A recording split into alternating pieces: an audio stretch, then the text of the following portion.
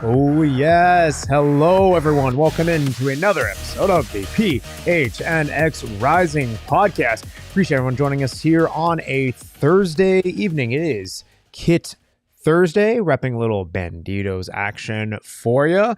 I am Max Simpson. I'm joined by my friend, Mr. Owen Evans. How we doing, buddy? Hello. Yeah. Hi. Hey. How are you? It's a Thursday, you know. Gosh, man, you Yeah. say I say stuff and just, hi, I'm here. It's a Thursday. Okay, great elaboration there, Owen. How you doing, Max? How you doing? You having a good time? Fantastic. Nothing gets past you on the Gregorian We're hearing calendar. Spurs made the Champions League, mate. That's true. Yeah, well, we just like Arsenal winning the title as well. I'm getting some fingers thrown my way at the moment from a stat lackey race off screen. Yeah, well, you'd expect. That is on. That might be better than us than Champions League is. Max, what are you playing on your laptop there? Oh, just watching a little keeping it 100 golf tourney action, okay. but a little hype video there. You can pay attention to the pod. I mean, I accidentally hit the wrong we button. talk about football instead of We can, sure can, but we got a great pod for you guys tonight. Lot going on. Shall we take a look back at the week that was the last calendar week, right? We usually do our stuff on Tuesdays, Thursdays, didn't come to you guys on a Tuesday. So the last time we got together on this here pod was after Saturday's 1-1 draw with Detroit City FC away. So there's a lot of matches to discuss, right? You had SAC, North Carolina, of course, in the Open Cup matchup, and then Detroit all sandwiched within 1 week. Oh, and I got some numbers here that kind of chart down different, some of the key players and minutes matchup, but purely just from how we're kind of looking at it from the week that was. How do we kind of manage how Rising managed their roster and all those different switches? Because there was a lot that happened last week. Yeah, I mean, not all of it was by choice either, was it? And that's the thing, right? Especially as you got later in the week. It gets difficult because you've got so many different moving parts there. Just players that are fatigued, players that aren't 100% anyway in terms of injury status. Obviously we saw the most egregious example of that, of course, Edgardo Rito taken out of the lineup on Wednesday in the warm-ups with an injury. Doesn't make an appearance on the weekend. Yeah, look, those things are not easy. I think overall to come away with progressing in the cup, picking up a point then, especially after playing on a large surface on the Wednesday with less than 11 players and against an opponent that had less than 11 players and play 120 minutes on that surface and then come out and still manage to grind out a draw on the weekend. I think overall, good results. I mean, it also follows up again what was a good result in terms of, I think, getting a draw against Sacramento. Very good team going into that week that you had to face. Being able to pick up a point against them. Look, it's decent signs. Is it the most encouraging in terms of you'd want to see more wins? Of course you'd want to see more wins, but it's a step up, right? If you're not going to win, at least don't lose. And this team didn't lose.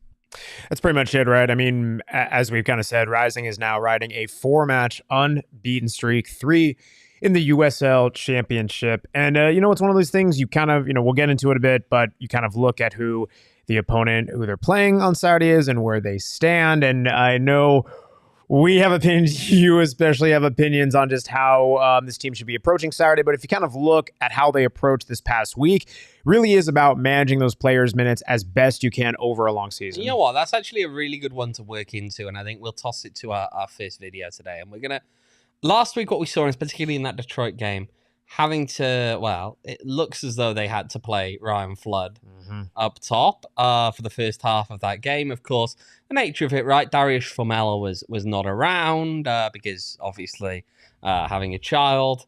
And then you just can't rely on Remy Cabral to play the sheer number of minutes that would have been needed otherwise. So I did put that to Danny today at media availability about, having to play Ryan up top. And does that kind of indicate that maybe they need to think more about bringing someone in to add to the depth at that number 9 role? Here's what he had to say today. I don't have to play Ryan up top. We can play, whoever we choose to play up top there. Ryan's a player who has come into the group, and like I've said, is a player that does have flexibility to play in different roles and has done for us. Of course, there's an element of rotation needed when you're in the third game of a long trip like that, and fatigue and freshness in bodies is important. Ryan, we have continued to work with this week in a couple of different roles, and we'll keep doing that. As far as what we might look at moving forwards, I don't really have anything to comment on that right now. We are working with the squad of players that we have, and my thought and the staff's thoughts don't really go beyond that.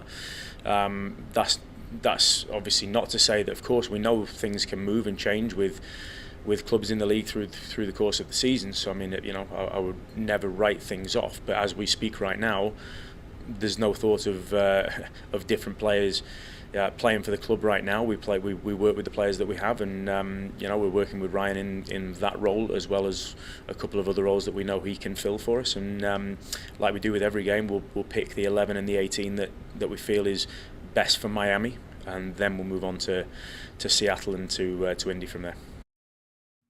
I mean, it's taking it one at a time. I get that this team is going to have a lot of interesting chopping and changing and everything like that. But, I mean, if we get looking though specifically, I think in that one, in terms of Ryan Flood in that last game, I mean, one shot, pretty high XG one, but I don't think he didn't really do a lot with it. I mean, possibly could have done some more. I mean, he had a few touches in the opposition box. He only played 45 minutes, to be fair. Sure. And again, it's not a position that he plays in that role really a lot, if at all, to be honest.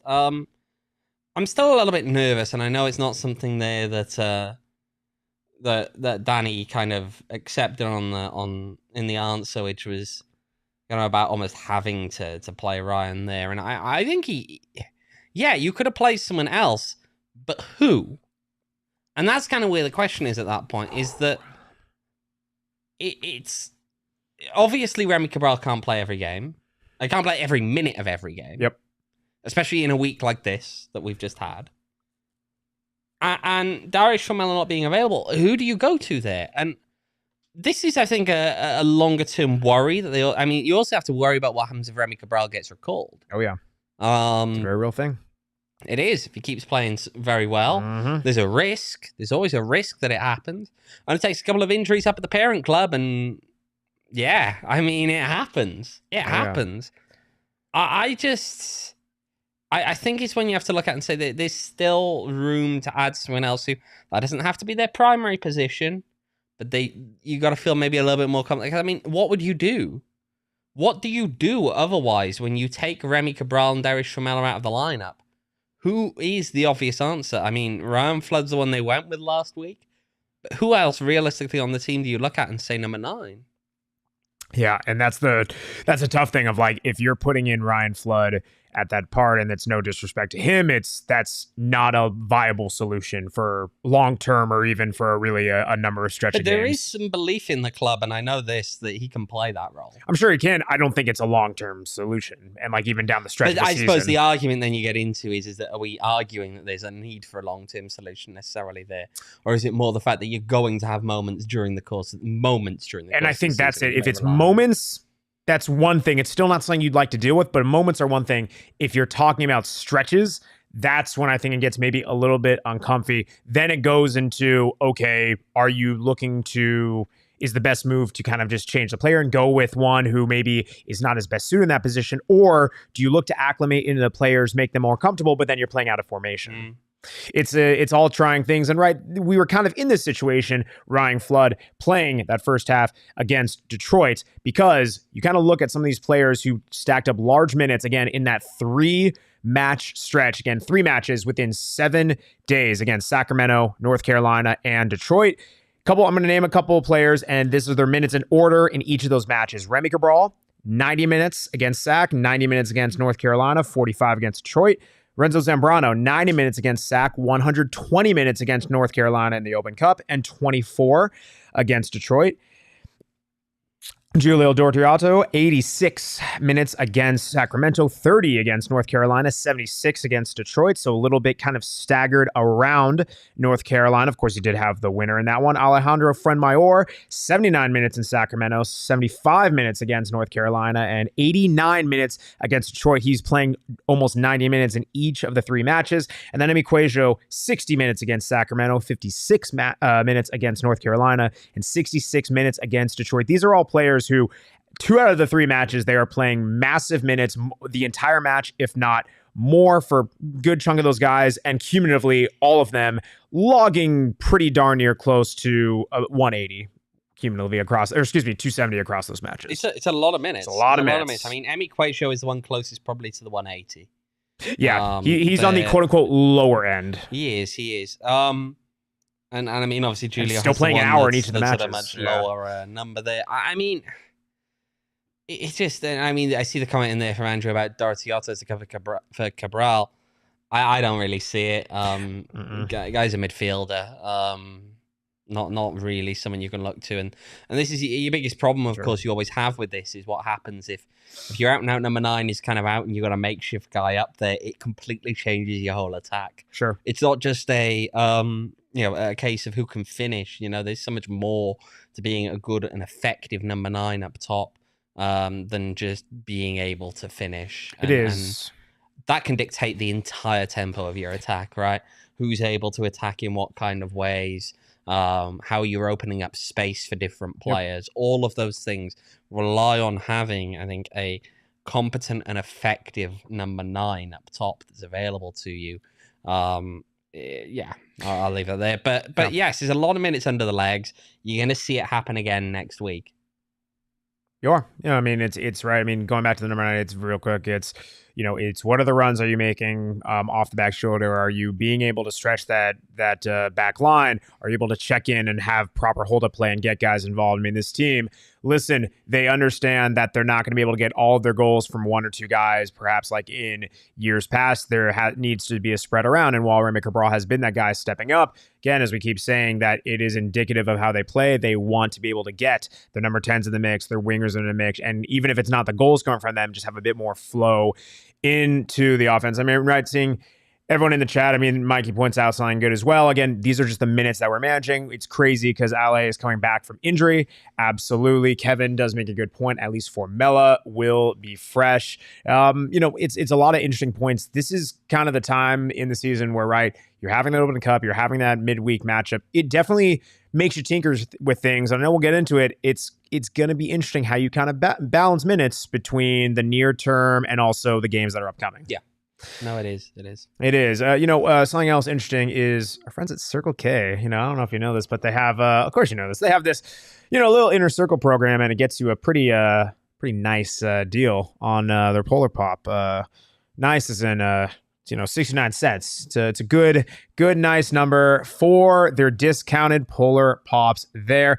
Check them out. Again, download the Circle K app, become an Inner Circle member today, and you get a 69-cent Polar Pop now through September 3rd. It's absolutely delicious. You can fill it up with any beverage, whether it is from brand redacted soda or brand redacted soft drink, or even brand redacted ice cold water, right? You can get any of those things at Circle K in a nice cold Polar Pop, any size, right? Anything from the small, the medium, large, or extra large Polar Pop for 69 cents.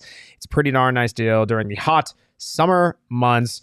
Check it out. Circle K, again, Inner Circle program. Of course, they have all the snacks, 25 cents off per gallon. That's what you save during your first 5 fill-ups when becoming an Inner Circle member. If you drive a car, I don't know why you're not signed up for Circle K. It'd be crazy. Go do it. Circle K, Inner Circle program. Terms and conditions do apply. See store locations for more details. Also, it pairs well with Circle K.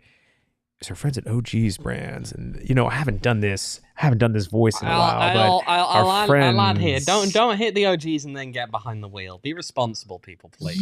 Yeah. I said Circle K snacks. I didn't say driving. Snacks. Okay. Yeah, we don't drive. Fine, we don't drive. fine. You know, That's okay. if you head to That's Circle good. I'll take K, that. you're gonna have a nice, of course, a designated driver. You know, Yeah. and then you can be high on OGs if you're not behind the wheel, of course. But you get some Circle K snacks, bring it back to your house, then you pop little OGs brands and that nice smooth indica. Really slow these things down, really get you all nice and relaxed. Like it's a good time, especially if you're trying to decompress from a Phoenix Rising Jacob is match. just letting out a big like sigh behind the mic. You can let out a nice big sigh of relief after you indulge some OG's brands today, whether it's their smooth mellow indica or that sweet nectar sativa. They got that good stuff for you in their sweet clementine flavors and their new flavors, the live rosins, the big OGs, the RSO, all of that jazz. They got the minis, the big OGs, all of that good stuff. Exactly what you need. Head on over to ogsbrands.com at ogsbrands.com to find them at a local dispensary near you. Check them out on social platforms at ogsbrands. And of course, you must be 21 years or older to enjoy responsibly. I just want to... I take offense to you saying that somebody who is a new father is fresh. What? He's joining in there with the chat. The Yeah. chat was saying, Oh. You said Formella is going to be fresh. No, he didn't, to be fair. It was someone else But in the he pointed it out and he chat, said, yeah, true. Yeah. Yeah. Who? Me? You. What? No. You agreed with the chat. You did. When they said Formella is going to be fresh, you were like, yeah, that's a good point. He's a new father. Come on now. I mean, when we take talk offense about to new that. father, we're talking about like literally just about a Literally week right now. don't sleep. I just want that known. I know. You do not sleep. I'm also a father. No, you are not. I have Max. 2 cats. It's like pretty similar. Oh I just my wanted to make it God. known that it's definitely one of those. He's That's rough, Max. That's a bad look. Oh, we're joking here. That's actually a very good point. May not be rested. Yes.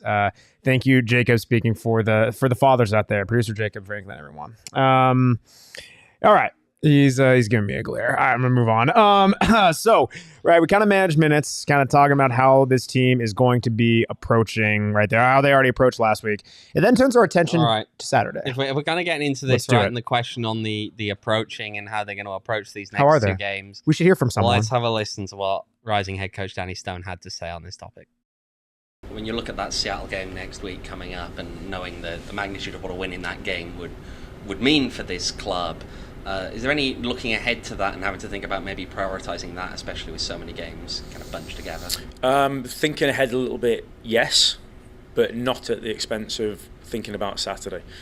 So I understand, of course, the point that you're making, and we're all aware of where that tournament is from from where we stand in that last 16 and the potential of them moving into a quarter-final. And just to jump ahead and speak about that. Of course it's something that as a staff we're thinking about, but that won't come at the expense of making good choices for this weekend.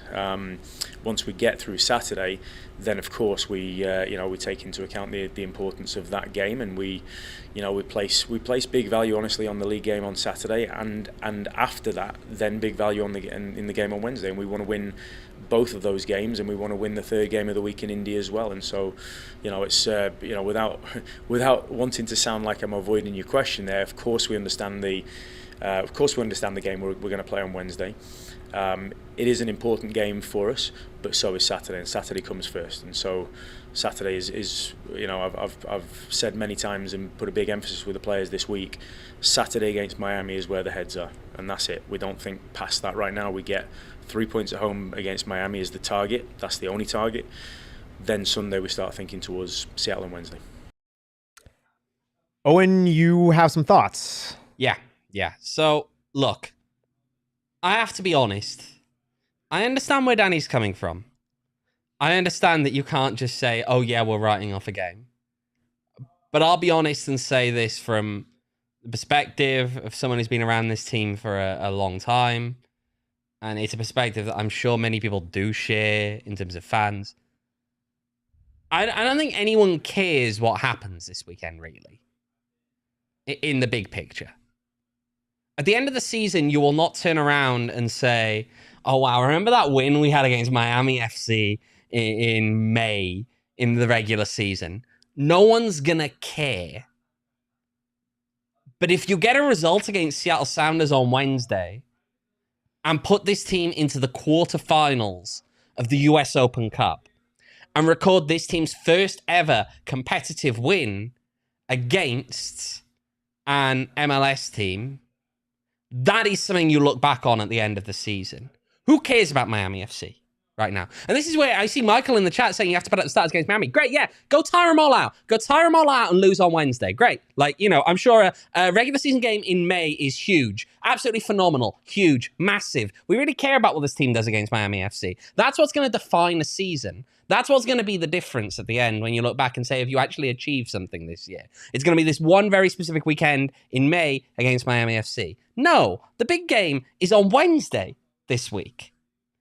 This gives the team a chance to get into the quarterfinals of the Open Cup for the first time ever, to beat an MLS team in competitive play for the first time ever. An MLS team that is going to have to rotate players because, again, they are playing Sunday, Wednesday, Saturday, Wednesday, Saturday, after having a Wednesday game the week before that. How many games are they trying to squeeze in there? There's a lot of games in there. And they're going to have to rotate again. You're going to be in a position where potentially, and you know what, Producer Jacob, can we throw up the round of 16 games for the Open Cup? I believe you've got them there, right? Look at some of these teams that could make it through. If New Mexico get through, right? If New Mexico get through, if Sacramento could beat San Jose, you could be in a position whereby 3 of 4 teams, if you get through to the next round, to the quarterfinal of the Open Cup, 3 of the 4 teams in the West could be USL Championship teams.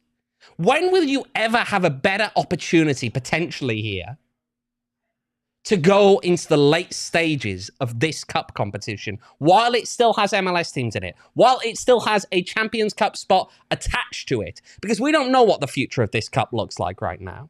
What we do know is what's right in front of them right now. And what's right in front of them right now is an opportunity to continue to make history. But no, it's fine. You know what we'll do? And we'll follow Michael's thing here, right? We'll focus on 3 points against Miami FC, because that's what matters, right? 3 points against Miami FC. You know, at the end of the season, we're all going to look so... Michael, if we're in a good position in the league, then fine, but we aren't. No. Who? Michael, it's May. It's May. There is one game right now that actually has a serious impact, honestly, on how far this team progresses. And it's coming on Wednesday. It is not coming this Saturday against a team that, quite frankly, aren't very good. Mm-hmm. It's coming on Wednesday. Can I ask you a question? What seed were they last year in the playoffs? They were 6th, weren't they? In the West. Good memory, Jacob. Right. And when they played every game away. Yeah. Make the dance. Yeah. And you know how many teams make it? 2/3. Yeah. 2/3 of them make the dance. Right? I think that's the thing that just gets me here, is it's looking at this and thinking, right, if we're in a good position in the league, fine, but we aren't, right? I understand that obviously you want to be doing better than where this team is in the league at the moment, right? And I understand that, but this just, I mean, is Saturday more important? Yes, it is.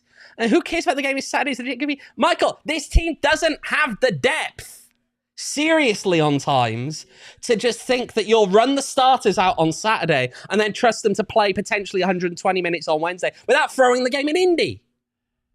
So what you're going to have to rotate at some point. You're going to have to make decisions at some point. You have players who aren't necessarily fully fit right now.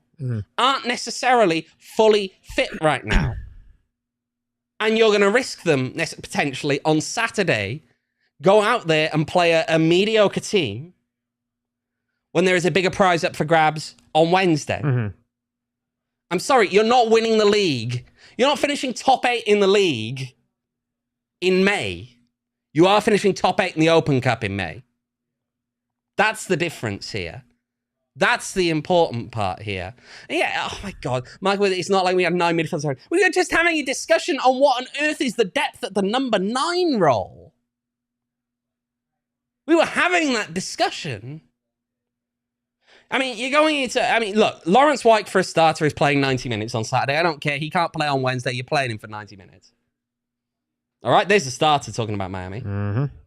You don't sub him off. I don't care. You don't sub him off. You don't need him on Wednesday. He's not available for selection.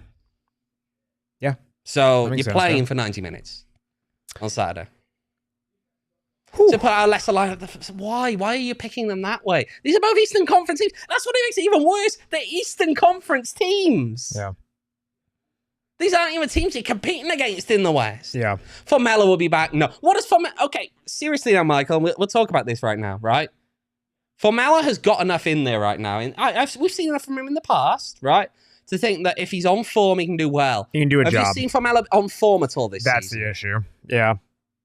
What have you seen from Formella? What have we seen from... Look, he needs to step up this season. Yeah. We know he's got the capability here. He needs to step up. Well, it's a great time. Make sure everyone to leave a like, of course. Just a nice program. I know a lot of you guys participate in the chat here, and we appreciate that. Hit that like. You're not giving any opinions here. You know what? Give me some opinions, Max. Oh, absolutely. Don't make me the only one to fight against Michael in this chat. Oh, okay? no, I love a good Owen spiel. No, it's, all right, so to Mikey's comment, to say who cares about any game is stupid. I will push back a bit about, does anyone care about Saturday? No, with the context that I do agree you shouldn't be putting out a team really of strength this weekend. If you are going to prioritize any of these matchups, whether you're talking about Miami, Seattle, and Indy, there's a very clear outlier of which is the one you should be prioritizing. It is the one on Wednesday, right? I don't think that it's necessarily saying, in my mind, or at least how I would approach it, you know, it's easy to say that and say, oh, well, the players aren't going to get up for Saturday. No, they're players, they're professionals, they're going to want to get up. But really, the one that they're really going to be able to say, hey, this is leave a mark, this is where you can go and make a true shot at history, is the one on Wednesday. So look, realistically, some of the players, right, whether they are, we don't know what the lineup is, but whether they're going to be starting or not, realistically, the players who are going to be playing on Wednesday, who you want to have your strongest, best 11 out there on Wednesday night against Seattle, some of them are realistically going to be playing against Miami in some capacity. It's getting form, it's getting tuned up to fitness, all of that stuff. I'm not going to go against that because I do get some of the logic in it. So to say that no one should care about Saturday, I do disagree with. However, I will fully back that if you are going to be prioritizing games this early on in the season in USO, when you are still actively playing, not only are you actively playing in the later stages of the US Open Cup, but you have a legitimate shot to make some noise. To me, that is something that I value more. Not only the fact that, yes, as we were saying, this team has qualified later in the season to, to actually pick up points. But here's the other thing. We are saying that all wins are important in the USL. I completely agree. It's a long season. This team is riding some momentum. And when we were saying this, let's say a month ago, we were asking legitimate questions, which are fair. Are these must-win games? Did this team need to pick back up? Yep, absolutely. And are all the worries of this team cured? Absolutely not. But like we've been saying over the last couple of weeks, this team has taken points off of what the top team in the West, top team in the East, essentially, and has won a US Open Cup match and has a very legit shot to do the same thing against a Seattle team that, as we'll get into, they are sandwiched within their schedule, and they most likely be rolling out a lesser team.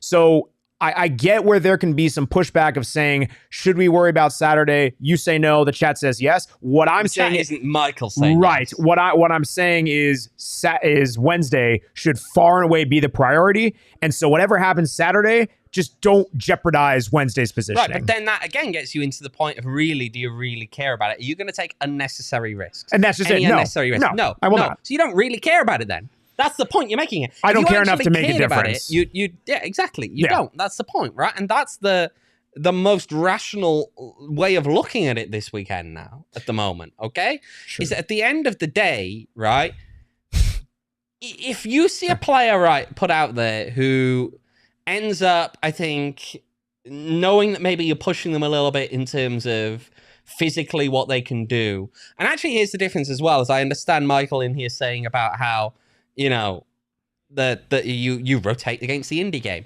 No, because here's the difference. The indie game, you know where you're at. You know where you're at in terms of player fitness. Yep. You know where you're at in terms of all these other factors, and you can piece stuff together. Right now, you don't know if Wednesday's going 90 minutes. Yep. You don't know if it's going 120 minutes. Yep. You don't know if you're playing with 10 men for part of that game. You don't know if you are... All of the unknowns are right now.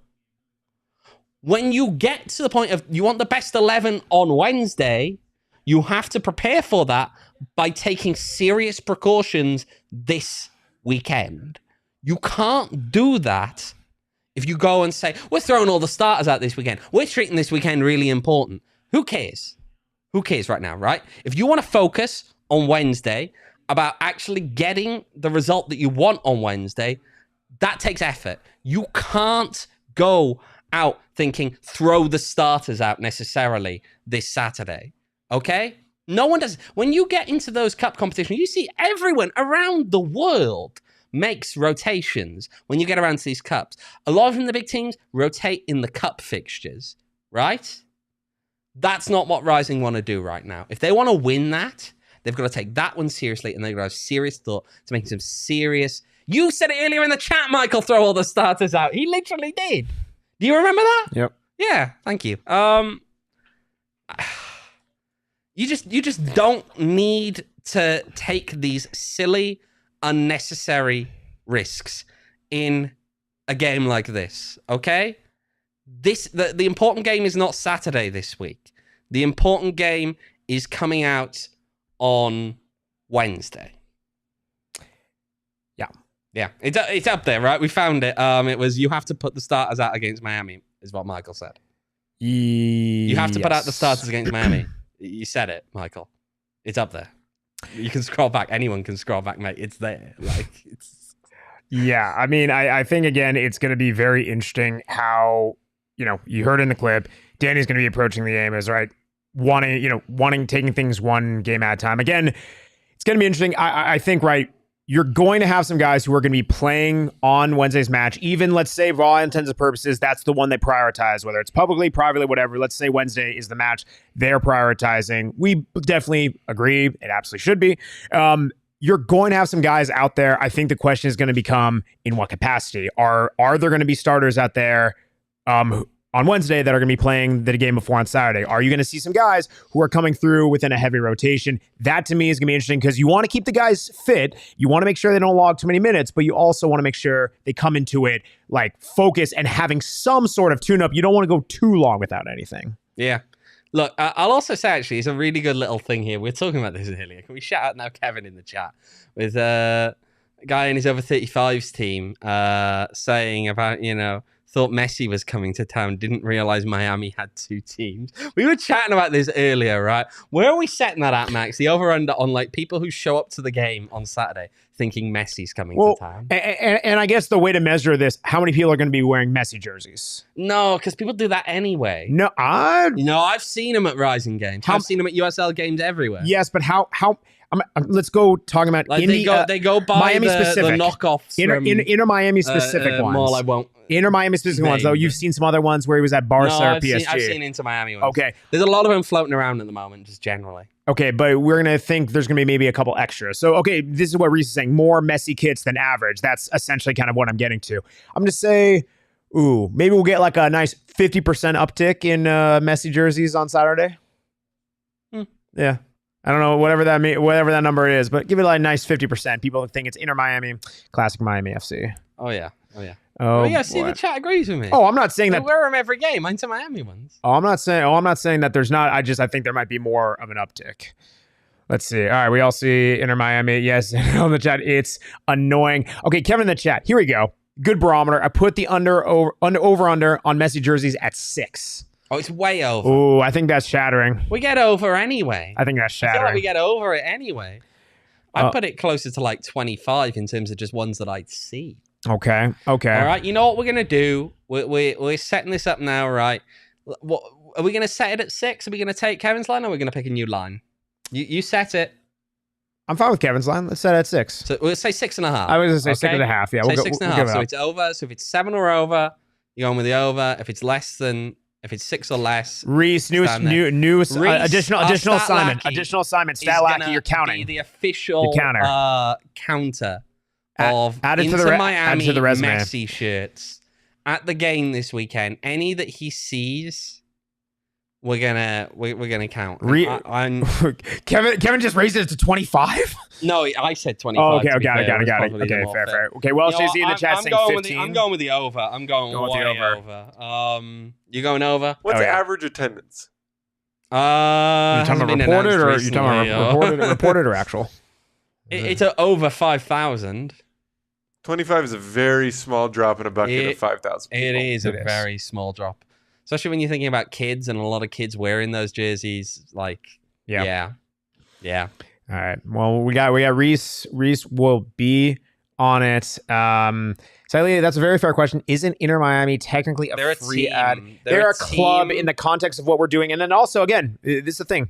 I never give out free ads because when I say things, it's prospecting. Big difference. There you go. Oh my God. The ad man, the ads are rules overall. He gerrymanders ad rules. What? He does. No. One rule for himself. Benito's Blooper in the chat. Can Reese interview the clowns too? He conveniently isn't. He just changes the districts so that his district is just not anywhere. Anyway, Miami FC. I don't think we might see more. I think it might be fair to say, are we going to see more Inter Miami Messi kits than anyone in the crowd wearing Miami FC? Because they're kind of stinking up the joint. 10 matches played within USL, 2 wins, it's not even 1 that. Draws, 7 L's. Hold that L. All 7 maybe of them. a bit harsh that they don't have any fans, but they don't have any real fans. Yeah.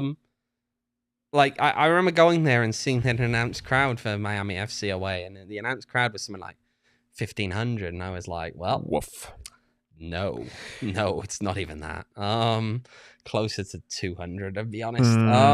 Just from a head count. 10 matches played. They're not a well-attended club. They have 12 goals scored, which is a little over 1 per match. Shots on target, 32 shots on goal off of 83 total shots. Expected goals, 8. So they are kind of overperforming that XG. Expected goals on target, similarly about 9.31. Chances created, 62. Goals conceded, 19. 12 goals scored, 19 conceded. Again, kind of aligns well with the record. Expected goals conceded around the same there. Possession, they lose that battle more often than not. They're a little bit less, winning less than half their duels. They're a little bit more than winning their tackles, right? It's just a team that they're not just trending well. They're not trending well. No, this is one that Rising, regardless of lineup, you expect a result. Yeah. I think the biggest problem is going to come if they sit back. And that's a serious problem. Again, it's a classic Phoenix Rising issue, right? And it always is a Phoenix Rising issue, right? We've seen this for years. Always struggle when they come up against a team that's willing to sit back in those blocks of 4 and just defend. And that's when Miami have been at their best, I think, this season, is when they've been quite defensive first and willing to counterattack. Yeah. But I don't know. It's an awkward one, right? They don't have a whole lot, I think, going for them overall. Obviously, you've got Gavilanes and the goals that he's scored, and they've been some reasonable goals in there. Yep. But just overall, I think as a team, not the most impressive. That is putting it one way. Absolutely. Kevin in the chat, didn't we lose to Miami last year? Yes, we went to Miami. It lost 1-0. Goodness, that was around Summer League because I was in Vegas then. So middle of the season. That's how I remember that. So this thing, we're going to ask for score predictions. And Eva does bring up something early in the chat that was very important, is if Rising win, of course, right? The $3 hot dogs, which of course that'll loom large in the Statlaki's mind as he gives over a look of PTSD from our Statlaki in the corner as he remembers what happens when he ate those hot dogs. All right, Mr. Owen Evans, a score line for the game you do not care about on Saturday. Don't care. I think Rising will nick it. I don't think it's going to be a particularly pretty game to watch. I'm going to go 1-0 Rising with Reese. I would also tend to agree. I'll also go 1-0 Rising. Reese, would you like to give the goal scorer? He's shouting Panos. Panos. I'm gonna take.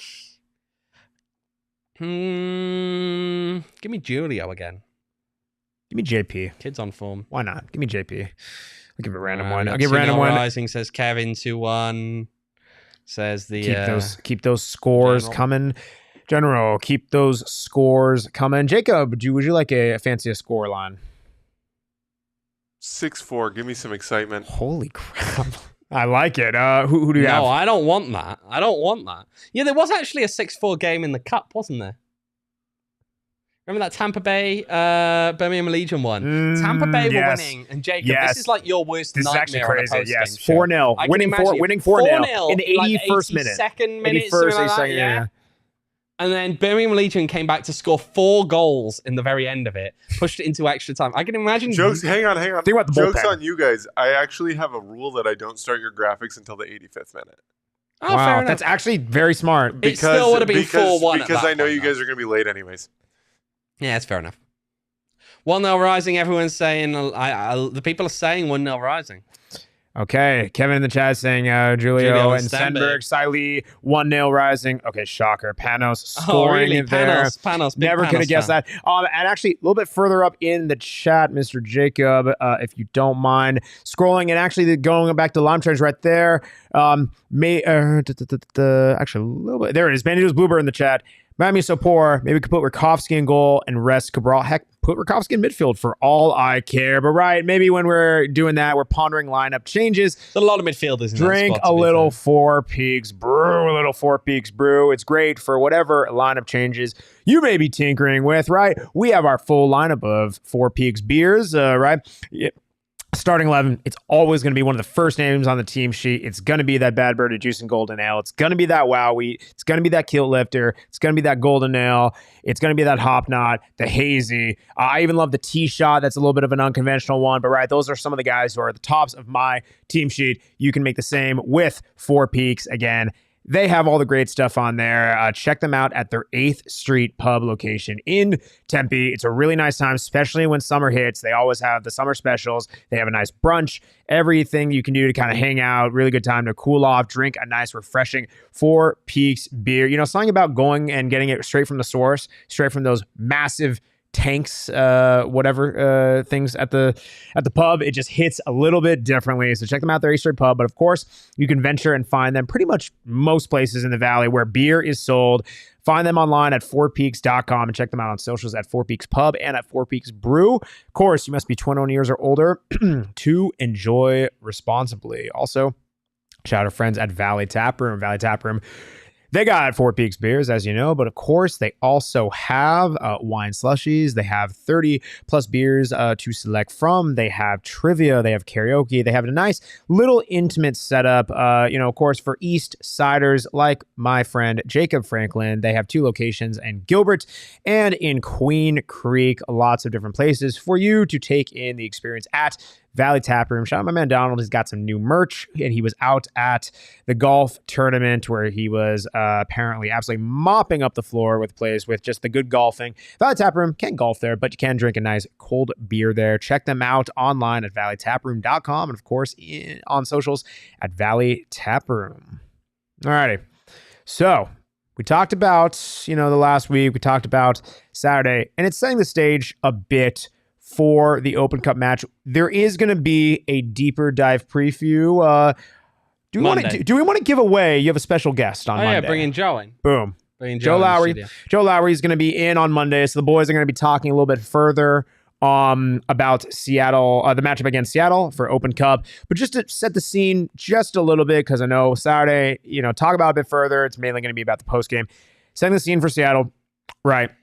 In that Open Cup matchup, they are going to be they've sandwiched between a couple upcoming matchups, some rivalry games, some stuff like that, right? They played against Portland May 12th. They had a 2-1 win against them. 3 days later, they played against RSL, 2-0 loss to them. An upcoming matchup on this weekend on Saturday, they're playing Vancouver. And then, of course, on Wednesday, 4 days later, they are playing Phoenix Rising. It's a congested schedule, similar to the fact where Phoenix Rising had to play with a lot of games in there. But the difference is Seattle going to be playing a strong 11? I'd imagine less so than you'd have seen out of Louisville if they'd gotten to this round. Yeah. Yeah. Okay. I mean, right, we're kind of playing the index of when do these MLS teams really start caring about the Open Cup. I said it's maybe around that quarterfinal matchup. We'll have to see. This round of 16 could be interesting. We'll see. Guess we will see. I know there's other matchups going on and all that stuff. I know we'll get into a lot on Saturday. Saturday's going to be a weird post game. Regardless of how the game goes, it's going to be kind of eerie knowing that we're playing a MLS team on Wednesday. Yeah. Yeah. Oh boy. Well, you're not making the trip, are you, Max? You know this man. I asked him. This is not fair. I texted him as is not- soon as this is it not was fair. confirmed. This You is come not- in Seattle, man. This is not you come fair. to Seattle, and you know what? You know what he's not doing. This is not fair. He's not coming to Seattle. Yeah. everybody. Have you mentioned why? Well, he says he's got work. There is no air quotes. I do have work. I'm going to be away for work. He's going to be away for work. I mean, I think, this is history, Max. This is history. You're going to miss history. I mean, I'll be there in spirit. He will be there in spirit. I'm not able to go. There's work obligations. I That is appreciate true. you representing us well. That's true. I'm just giving him. I know. giving him some stick right you now. and you giving me shtick? Never. Really? Never. Alrighty. Really? oh boy. But what it's hey, again, it's going to be history next week, regardless of what happens. First time this team has ever made it this far in the cup. Run through a brick wall. First time they've met a competitive, an MLS team in a competitive fixture for 10 years. Absolutely. Well, and there's one more thing, right? We got to make sure, always reminder, make sure again, go on Apple Podcasts, leave us a 5-star review because we will read your review. And there are 2 that we got to catch up on from the last time we were in studio. First, we have one from April 30th. What is this? That looks familiar. Damon Dog, my favorite Wrexham podcast. If you love AFC Wrexham, the biggest club in Wales, you'll love this pod. Owen might be the biggest Wrexham fan in the world, and it shows the passion of his coverage. Also, shout out Ryan and Rob. He's such a big Wrexham fan that he called them AFC Wrexham when that's not their name. I mean, listen. He didn't even get their name right. Damon Dog, he's shouting us out in the background. Yeah. He won't come over because they just told him that he got the name wrong. Oh, no, I think he's going to have no problem coming over as a... He can if he wants. As Damon Dog... AFC. As Damon Dog comes out valiantly. Damon, I'm seeing this review. This is your review. Can you please confirm? Corroborate. That is my review. Okay, yes. Wrexham AFC, not AFC Wrexham. We changed the name. Do you know what the No. A in AFC stands for? No, it's America, of course it is. Yeah. American FC, American Football Club. Disney baby. FC Wrexham, is at it baby. again. Let's go. Go! Disney FC is at it again. No free ads. Nice. Oh Heck my yeah. God. And then we also have another 5-star review. A lot of the 5-star review, you guys. Our ratings have never been higher. We appreciate this. This is from, oh dear gosh. Okay, Jay. Brother, get glasses. No, stop it. Coming from you. You have glasses. Pipe down over there. He got them. He needed them and he got them. Yeah, Or you need them, clearly, man. No, it's not that. Actually, these don't have prescription. I'm just a tool. You are a tool. Thank you. All right. Anyway, this is from, oh gosh, J. Hold on. JCCCC SSSS. It's J with 4 C's and 4 S's on May 7th.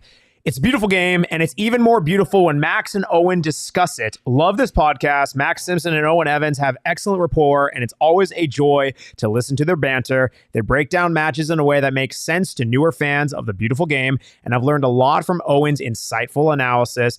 Best podcast for a USL team, hands down. Like that. Thank you so much. That's very kind of you. Please, guys, continue to rate, review us on Apple Podcasts. It means the world to us. Dear gosh. Someone else that means the world to me. Hurting Sam's ears at this point. She'll be fine. She'll be fine. Hello, Samantha. Thank you for that. Shout out Sam in the chat. Hi, Sam, I'm not yelling. I just project, again, as you know. Max, stop. No. That's why I'm named Max and not Min. It's what you get with the volume setting. This Hello. man was yelling, Hello. and now he's busy telling Sam that he wasn't yelling. I mean, it seems kind of questionable to me. No, I'm not.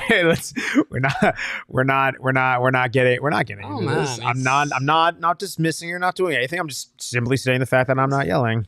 You were yelling. I was projecting. There's a difference. All right. Anyway, before this goes down a slippery Max slope, is a yeller. appreciate everyone Max joining is us a on the yeller. PHNX Rising podcast. Of course, you can follow us at PHNX__rising because double the underscore. Double the volume when Max starts yelling. Double the Wrexham. You can follow us on Twitter at Max David Simpson. You can follow Owen on Twitter at OJ Evans 18.